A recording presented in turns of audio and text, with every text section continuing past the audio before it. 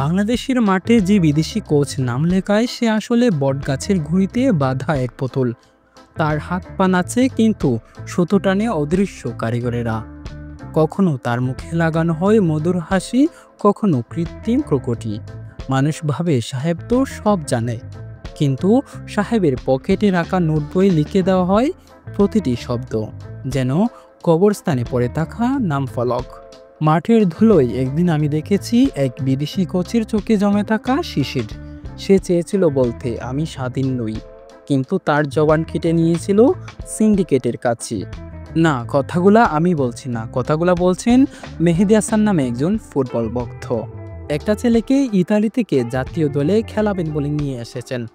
এরপর তাকে কয়েকদিন ট্রেনিং করিয়ে বিদায় করে দিলেন। এটার তো কোনো এক্সকিউজ থাকতে পারে না। তাকে অন্তত টিমের সাথে রাখতে পারতেন, সেটাও করলেন না।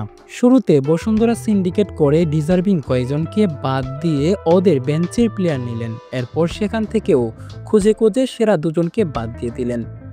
এখন ফাহদুলকে একেবারে টুনকো এক্সকিউজ দেখিয়ে এটা কি প্রফেশনালিজম? এই সিন্ডিকেটের মূল হোতা শুনতে পেয়েছি জাতীয় দলের সহকারী কোচ হাসান আল মামুন। তাকে ও কাবরেরাকে জবাবদিহিতায় আনা উচিত।